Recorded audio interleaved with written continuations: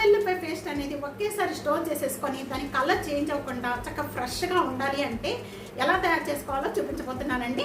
అల్లం వెల్లుల్లిపాయ పేస్ట్ లేదనేది అసలు మన కర్రీలో కానీ నాన్ వెజిటేరియన్ ఐటమ్స్లో కానీ బిర్యానీలో కానీ ఏటినైనా కూడా అల్లం వెల్లుల్లిపాయ పేస్ట్ లేనిదే మనకి పని అవ్వదు.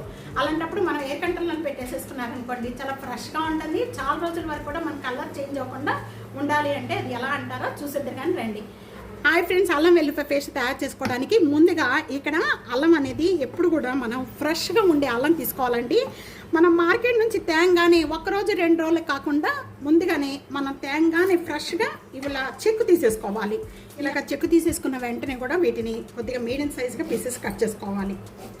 చిన్న చిన్న పీసెస్ కట్ చేసుకోండి. అల్లం అంతా కూడా ఈ విధంగా మీడియం సైజుగా కట్ చేసుకున్న పీసెస్ అన్నీ కూడా ఇప్పుడు మనం ఏ కప్పుతో కానీ గిన్నెతో కానీ ఏ దీంతో అయినా తీసుకోండి. కొలతలు ఒకటే మెజర్మెంట్స్తో తీసుకోవాలి. ఇదిగోండి నేను ఈ కప్పుతో చూపిస్తున్నాను. ఫస్ట్ టైంగా తయారు చేసుకునే వాళ్ళు కూడా చక్కగా ఈజీగా తయారు చేసేసుకోవచ్చు. ఎంత తీసుకున్నామో సేమ్ వెల్లుల్లిపాయలు కూడా అంతే తీసుకోవాలి. ఈక్వల్ క్వాంటిటీలో తీసుకోవాలి. 2 ఇలా తీసుకున్న వాటిని ఒక బౌల్లో వేసేసుకొని అల్లానంతా కూడా ఒక 5 టైమ్స్ బాగా మట్టి ఉంటుందండి, బాగా క్లీన్ చేసుకోవాలి. బాగా ప్రెస్ చేస్తూ క్లీన్ చేసుకోవాలి అల్లాన్ని. ఫస్ట్ అల్లం క్లీన్ చేసుకున్న తర్వాత వెల్లుల్లిపాయలు కూడా క్లీన్ చేసుకుందాం. ఈ వాటర్లో మొత్తం కూడా ఈ అల్లం పీసెస్ కట్ చేసినవి అన్నీ కూడా దీంట్లో వేసేసుకోండి.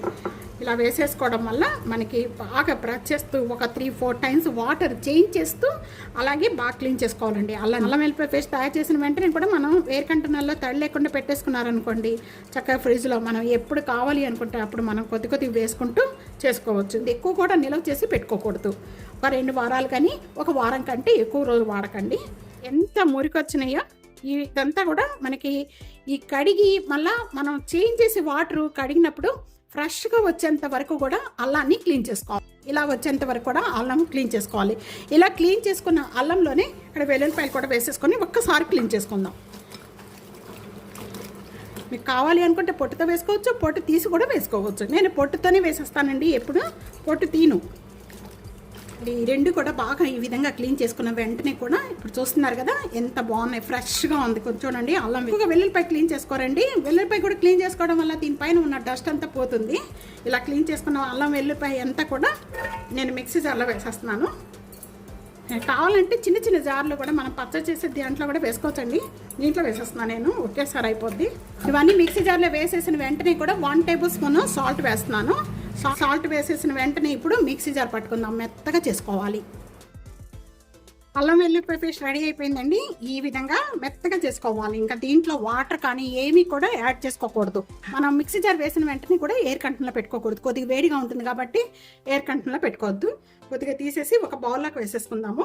వెల్లుల్లిపాయ పేస్ట్ రెడీ అయిపోయిందండి. ఈ విధంగా మనం తయారు చేసుకొని పెట్టుకోవడం వల్ల చాలా రోజుల వరకు కూడా స్టోర్ చేసి పెట్టుకోవచ్చు. కలరు చేంజ్ అవ్వదు. మన వీక్లీకి 1 టైము లేదా 2 వీక్స్కి 1 టైం ఇలా స్టోర్ చేసి పెట్టుకోండి. చక్కగా దాని ఫ్లేవర్ బాగుంటుంది. ఇదే కలర్లో ఉంటుందండి అల్లం వెల్లుల్లిపాయ పేస్ట్. తప్పకుండా ఈ రెసిపీ మీకు నచ్చితే కనుక నలుగురికి షేర్ చేయండి, లైక్ చేయండి, కామెంట్ చేయండి. టీ ఆనంద్ కిచెన్ సబ్స్క్రైబ్ చేసుకోవడం అస్సలు మర్చిపోదు friends. Thank you for watching. Next వీడియోలో మంచి మంచి వంటకాలతో కలుద్దాం. అంతవరకు సెలవు, బాయ్.